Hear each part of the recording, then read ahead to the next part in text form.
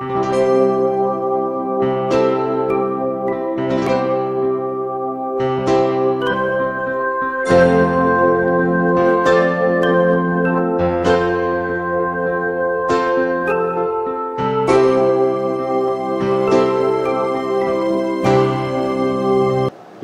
Messieurs, bonjour. Heureux de vous retrouver dans le cadre de la Minute de Vérité. Aujourd'hui, nous avons l'immense plaisir d'avoir encore avec nous le révérend apôtre Nono Bertrand Aimé.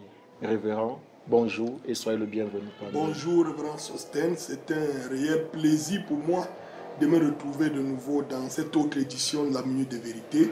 Bonjour à tous nos fidèles téléspectateurs.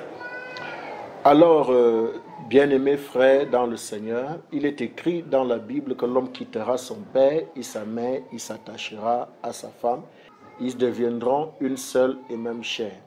Révérend apôtre, nous voulons savoir qu'est-ce que le mariage et son origine. Il faut d'abord rappeler cela aux gens, que le mariage est la plus vieille institution au monde. Le mariage, c'est l'union légale d'un homme et d'une femme pour vivre ensemble comme mari et femme. Le mariage, c'est un acte institutionnel qui lie un homme et une femme pour la vie. Et dans l'autre sens aussi, le mariage est une ombre. Le mariage est une image temporaire de la réalité éternelle de l'union entre Christ et son Église. Voilà en fait ce que je crois être le mariage dans sa définition. Est-ce que vous pouvez nous parler un peu de son origine, l'historique du mariage? Oui, le mariage, comme j'ai dit, la plus vieille institution au monde, cela a pris naissance au jardin d'Éden lorsque Dieu a créé dans Genèse 1, 26 Adam, et dans Genèse 2, 7, Dieu a formé par la poussière de la terre un corps dans lequel il a logé l'homme esprit qu'il avait créé. L'homme est devenu une âme vivante. Et quelque temps plus tard, Dieu va faire coucher cet homme dans un profond sommeil et bâtir à partir de sa côte, n'est-ce pas, un autre être semblable à lui. Raison pour laquelle lorsque Adam va se relever de ce sommeil, il va remarquer cet être auprès de lui et lui-même dira cette fois-ci, celle-ci est os de mes os, chair de ma chair. C'est pourquoi on dit que l'homme quittera son père et sa mère et s'attachera à sa femme et les deux deviendront une seule chair. Donc l'origine part de l'Éden. C'est-à-dire que la femme était l'os même de l'homme, la chair de l'homme. C'est pourquoi on dit qu'ils ne sont plus deux mais ils sont un. Dis-nous, pasteur, comment savoir si l'on est déjà prêt pour le mariage? Qu'il y a 4 dispositions à prendre en compte pour un bon mariage. Déjà, il faut tenir compte de la disposition physiologique. La disposition physiologique, et là nous évoquons déjà l'âge et le problème de santé. Parce que vous savez que le mariage, on ne peut penser à cela qu'à un certain âge. On a vu depuis la Bible, Abraham par exemple qui a épousé Sarah. Sarah à l'époque avait environ 16 ans lorsqu'elle était devenue la femme d'Abraham. Quand on remonte l'histoire, on voit qu'elles se sont mariées très jeunes. Et aujourd'hui, on peut avoir des enfants de 16 ans, 18 ans, 22 ans, même 30 ans, même 40 ans. Donc, on pense déjà à l'âge, on pense à la santé et nous pensons même qu'il faille passer par un texte de santé pour éviter quelques difficultés dans le foyer au moment peut-être de la procréation. Alors, en parlant de la disposition physiologique, nous évoquons aussi comme deuxième disposition la disposition psychologique.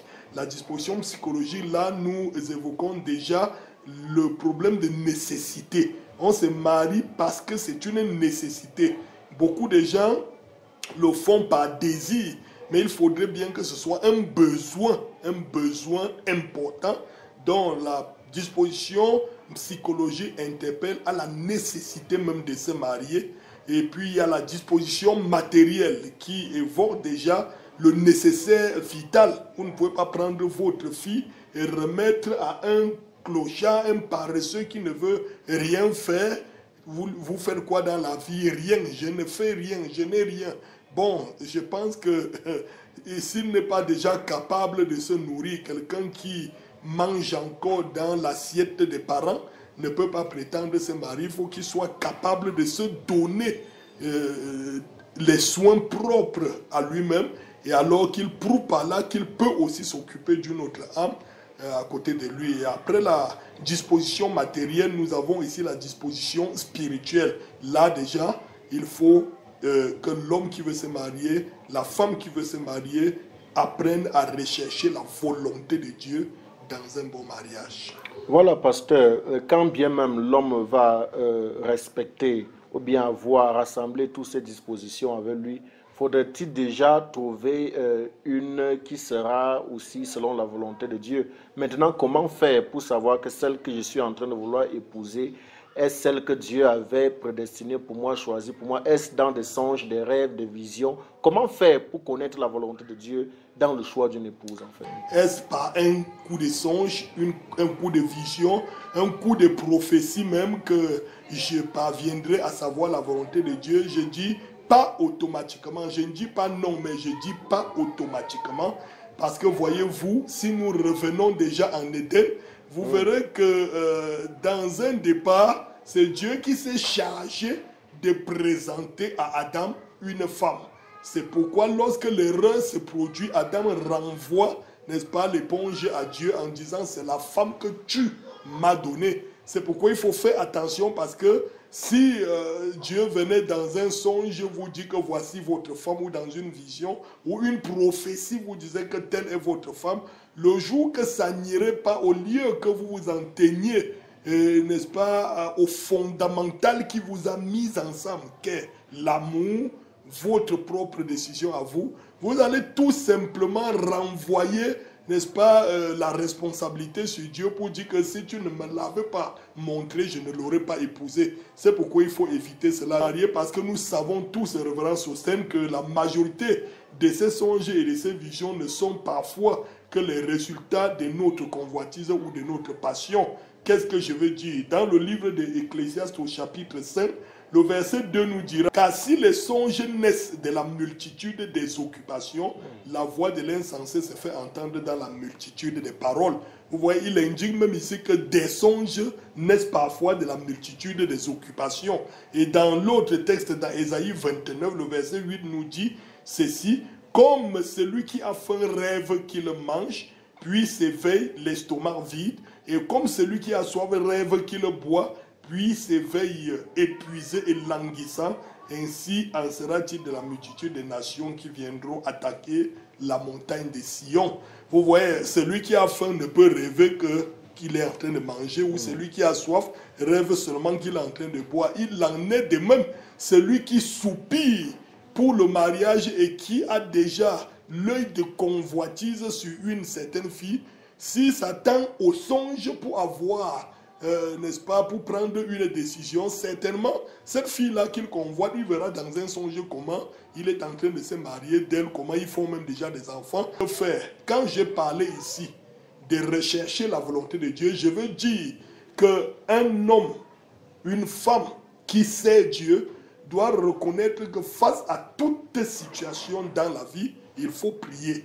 Il faut prier, croire et se laisser conduire. Voilà comment on connaît la volonté de Dieu dans un problème important.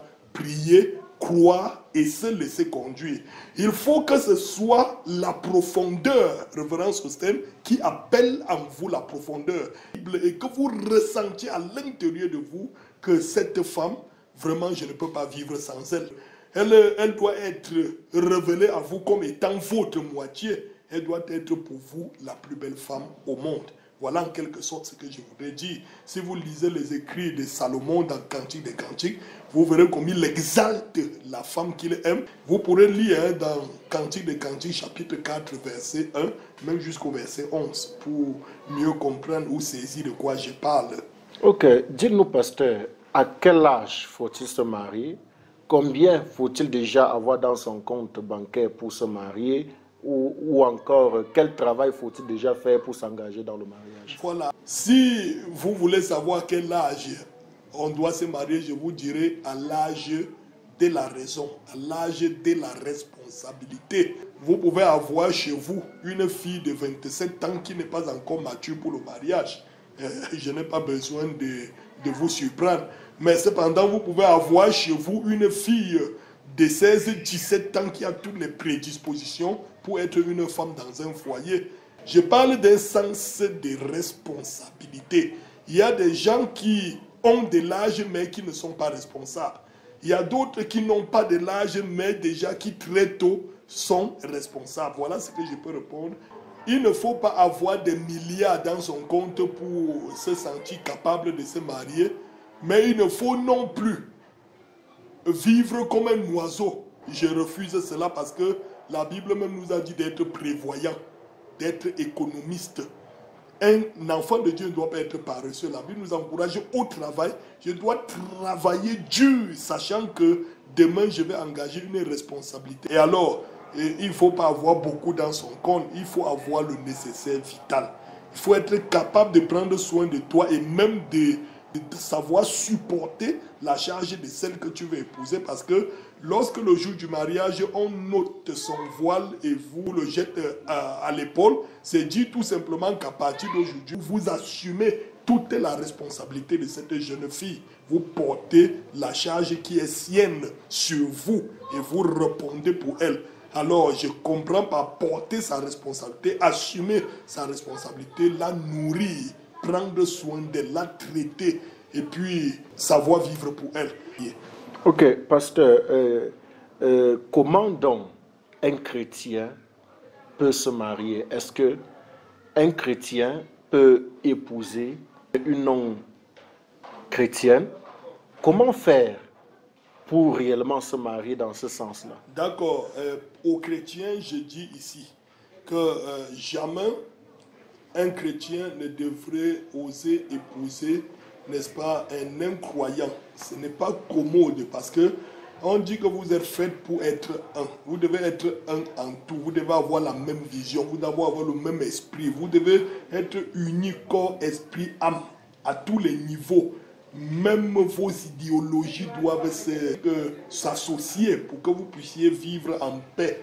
Et c'est pourquoi vous allez voir dans la Bible que lorsque Akab, ce roi d'Israël, s'est levé pour aller épouser une Sidonienne, c'est-à-dire que la fille du prêtre des idoles, lorsqu'elle a épousé cette femme appelée Jézabel qui ne croyait pas, cette femme a changé le caractère de cet homme. Parce que si vous, croyant, vous épousez une mauvaise femme, il y a beaucoup plus de chances que vous deveniez mauvais comme elle que si elle pourrait devenir bon comme vous.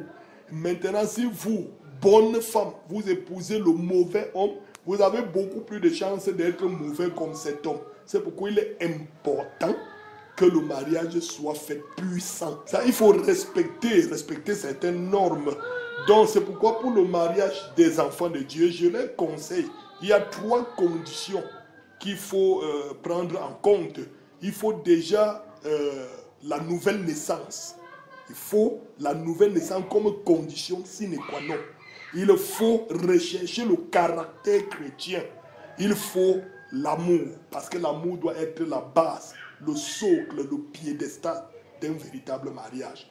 Rechercher l'amour, rechercher le caractère chrétien et non la beauté physique, parce que nous avons beaucoup de chances et même beaucoup de preuves de constater que la majorité des beautés physiques sont en même temps ou bien représentent en même temps un enfer intérieur.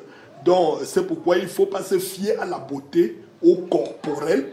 Il faut rechercher le caractère chrétien dans une femme, dans un homme. Il faut la nouvelle naissance, qui produit le caractère au travers, n'est-ce pas, des expériences vécues dans la vie. Il faut l'amour, parce que sans l'amour, il n'y a pas un bon mariage. Apôtre Nono Bertrand, votre mot de fin. Vous devez savoir qu'une bonne femme ne se ramasse pas, une bonne femme ne s'offre pas, une bonne femme se trouve. C'est-à-dire on cherche et on trouve. C'est une denrée rare. Déjà, Salomon va nous dire dans Proverbe 31, verset 10, qui peut trouver une femme vertueuse? Qui peut? C'est une question de capacité. Il faut beaucoup rechercher, beaucoup travailler pour pouvoir la voir. Dans le livre de Proverbes 18, 22, il dit, celui qui trouve une femme trouve le bonheur. C'est une grâce qu'il obtient de l'Éternel. Dans le livre de Proverbes 19, 14, il dit, on peut hériter de ses pères des maisons et des richesses, mais une femme intelligente est un don de l'Éternel. C'est vice-versa, si vous voulez. Maintenant, je voudrais conseiller pour sortir que vous, femmes mariées, vous, hommes mariés, on ne se marie pas pour être heureux, mais on se marie pour rendre l'autre heureux. Donc c'est comme ça, si vous vous mariez dans le but d'être heureux, vous êtes égoïste. Mariez-vous dans le but de rendre cet homme-là heureux et que lui, il vous marie dans le but de vous rendre heureux. Et alors le mariage vous rendra vous deux heureux. Chers téléspectateurs, merci de nous avoir suivis. Nous nous retrouvons prochainement pour un autre numéro. Shalom.